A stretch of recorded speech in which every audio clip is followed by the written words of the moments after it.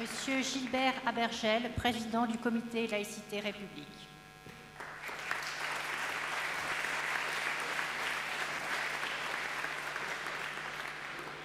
Madame la maire, chère Anne Hidalgo, je vous remercie pour l'accueil que vous nous réservez, montrant ainsi le caractère solide du lien qui nous unit et la pérennité de notre relation.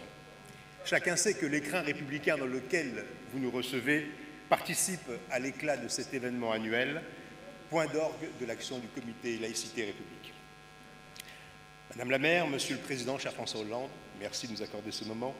Monsieur le Premier adjoint, cher Emmanuel Grégoire, Monsieur le Premier ministre Emmanuel Valls, Mesdames, Messieurs les ministres, Mesdames, Messieurs les parlementaires, Mesdames, Messieurs les présidents d'associations, Mesdames, Messieurs les représentants d'Obédience maçonnique, mon cher Georges Sérignac, Grand Maître du Grand Orient de France, je vous souhaite à tous la bienvenue dans ce lieu hautement symbolique.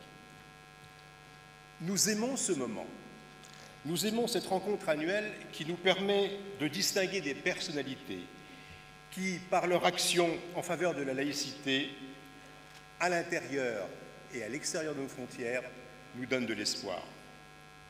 Ce moment est aussi celui de l'occasion de porter un regard sur une actualité, l'actualité de notre République, de dresser l'inventaire de nos avancées et du chemin qui reste à parcourir, de donner aussi du courage à tous les militants et sympathisants qui se retrouvent ici une fois par an. Il y aura ce soir 4 lauréats, 2 hommes et 2 femmes. Je vous rassure, ce n'est pas une question de respect de la parité, nous n'avons pas cette obsession. 2 hommes et 2 femmes dont le parcours, vous le verrez, illustre parfaitement nos combats. Et puis cette rencontre nous permet aussi de partager nos émotions, nos indignations, nos espoirs et hélas parfois nos douleurs. Porter un regard, c'est s'essayer à l'inventaire. L'inventaire des innombrables coups de boutoir contre la laïcité, des piscines de Grenoble et sans aucun doute d'ailleurs, des revendications qui envahissent le milieu sportif, des tentatives de contournement de la loi de 2004 sur les signes religieux, histoire de Camille et d'Abaya. Ces agressions, vous le savez, bénéficient aujourd'hui d'une certaine visibilité puisqu'elles sont relayées abondamment par les médias.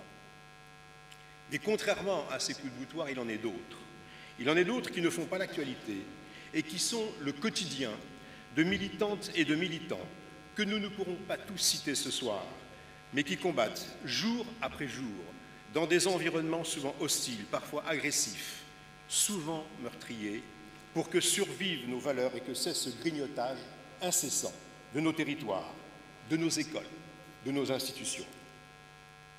Des choses dont nous parlions il y a déjà 1 an, il y a 2 ans, il y a 3 ans, qui perdurent et qui parfois s'accentuent. Les pouvoirs publics semblent en avoir pris la mesure, sans doute pas tous. Des forces politiques s'en accommodent et dans un retournement où la mauvaise foi le dispute à l'inculture, font des victimes les bourreaux. Et que dire de ces quelques enseignants heureusement minoritaires, idiots utiles de l'islam radical, militants d'un antiracisme devenu fou, titre d'un livre récent de M. Taguieff, et auquel Michael Paty, sœur de Samuel, qui s'est excusée de ne pouvoir être d'autre ce soir, a rappelé, dans un hommage émouvant à la Sorbonne, qu'en France, on ne mettait pas un « oui mais » après le mot « décapitation », mais un point.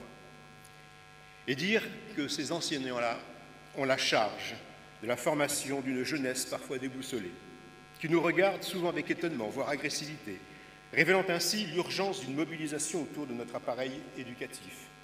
Notre ami Yanis Roder, qui alertait déjà il y a 20 ans avec d'autres sur les territoires perdus de la République, vient de nous livrer un constat sans appel. Jean-Pierre Aubin, qui fut lauréat du prix laïcité en 2018, nous avait aussi prévenu de ces dangers. Et c'est un euphémisme que de dire que nos amis n'ont pas toujours recueilli toute l'écoute attendue. Pourtant, la menace, pardon pour ce registre un peu guerrier, est bien là. Face à cette menace, nous avons au comité Laïcité République maintes fois réaffirmé notre politique. Nous n'avons plus peur de risquer l'amalgame. Nous méprisons le pas-de-vaguisme. Nous ne craignons plus la mauvaise interprétation que pourrait faire un croyant de notre refus des religions conquérantes. Nous ne nommons plus à voix basse, à moitié, presque en s'excusant, cette dérive totalitaire. nous désignons le danger pour notre République, comme nous le faisions il y a un an à cette même tribune, l'islam radical, l'islam politique, l'islamisme, appelez-le comme vous voudrez. Rachida, Marilou et bien d'autres pourraient vous en parler, mais vous savez tout ça, vous n'êtes pas à convaincre. Vous savez aussi que notre République et les démocraties occidentales ne sont pas les seuls terrains à conquérir par ces fous de Dieu. Vous l'évoquiez il y a quelques instants, chère Anne, l'actualité internationale, pour ce qu'elle nous rend de visible, nous rappelle la détermination de ces fous de Dieu. Salman Rushdie en a payé le prix, et cette actualité nous invite du côté de l'Afghanistan. Qui en parle aujourd'hui de l'Afghanistan? Et bien sûr en Iran. Notre amie Karima Bennoun, qui fut prix international de la laïcité en 2019, avait parcouru une vingtaine de pays de culture musulmane pour y rencontrer des opposants aux islamistes fondamentalistes, dressant le portrait de 300 d'entre eux, héros du quotidien musulmans. Ces héros du quotidien aujourd'hui, ce sont les femmes, les hommes, qui, en Iran, sont prêts à donner leur vie pour arracher leur liberté. Et ils ont besoin de notre soutien, ils ont besoin de nos mots. Ces femmes, ces hommes méritent mieux que la une éphémère d'une actualité pléthorique qui ambitionne de mettre à notre portée, en la simplifiant si nécessaire, la vie de notre planète dans sa multitude, sa complexité.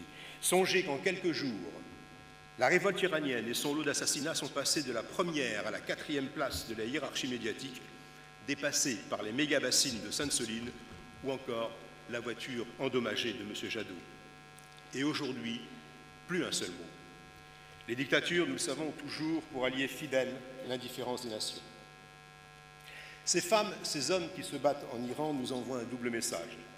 D'abord, à celles qui pensent que ce morceau de tissu peut être l'étendard de leur liberté, alors qu'il est un symbole, celui d'une oppression politico-sexuelle, comme l'a si bien écrit notre amie Nadia Gertz, une oppression qui tue.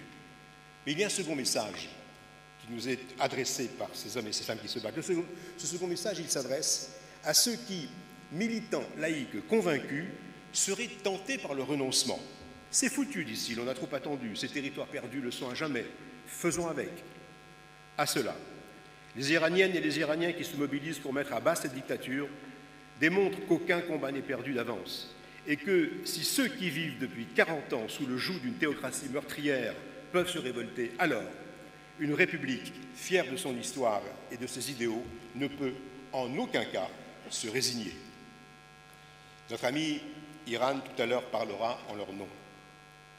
Notre actualité, c'est tout cela, avec la permanence de la figure de Samuel Paty, de nos amis de Charlie. Ils sont avec nous ce soir. Et je veux saluer ce soir Christophe Capuano, ami de Samuel Paty, qui préside le jury des prix Samuel Paty à destination de la jeunesse scolarisée. Heureuse initiative de l'Association des professeurs d'histoire et de géographie, dont je salue également les représentants parmi nous. Au cours de ces derniers mois, nous nous sommes efforcés d'accomplir le travail militant pour lequel nous avons été créés.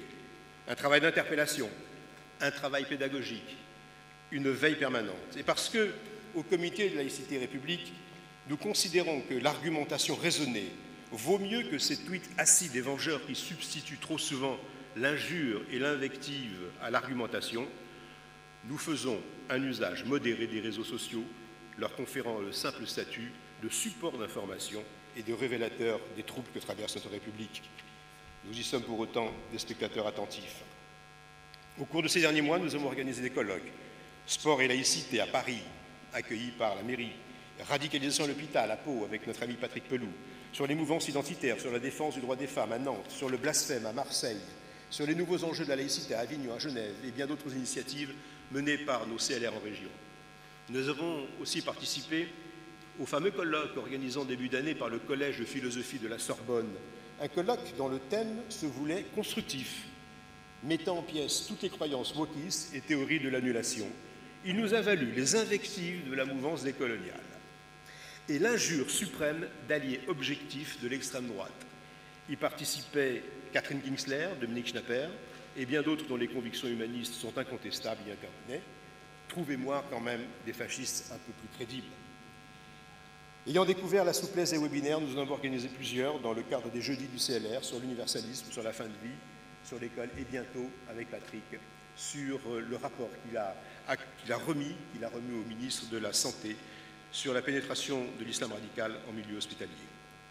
Et puis, comment ne pas se souvenir qu'il y a un an, nous étions à la veille d'élections que nous avions dites majeures pour l'avenir de notre pays. Nous avons, comme nous l'avions annoncé, questionné les candidats pour connaître la nature des engagements qu'ils prendraient en faveur de la laïcité et pour maintenir en vie les valeurs de la République. Tous ont répondu, à l'exception du Rassemblement national et du parti de M. Zemmour.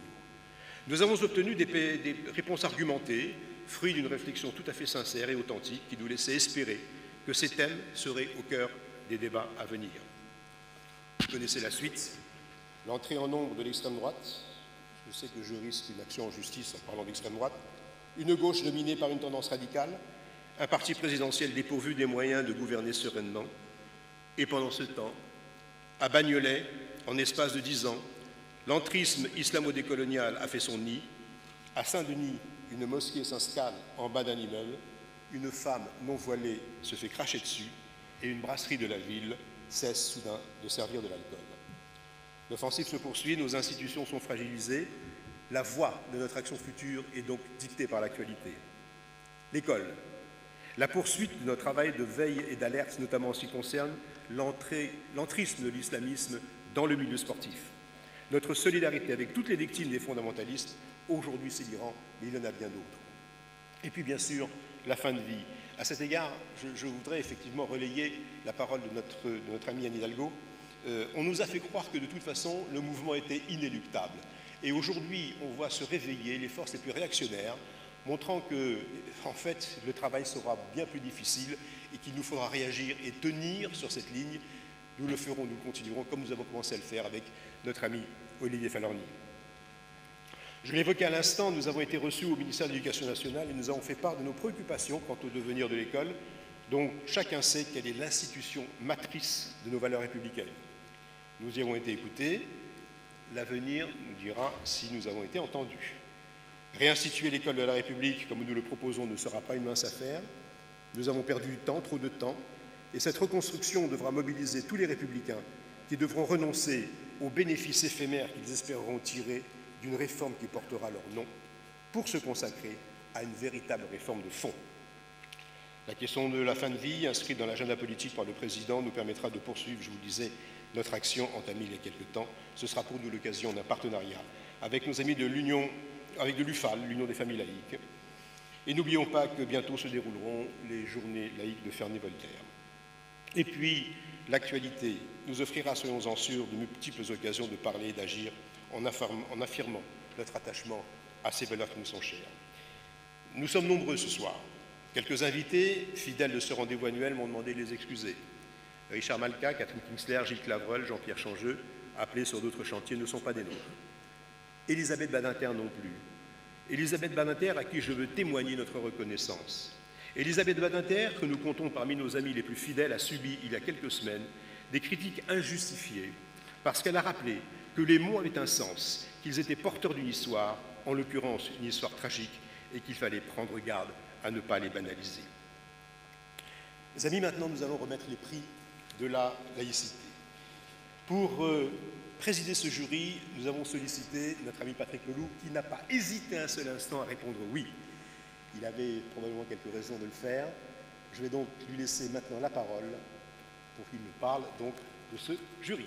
Patrick.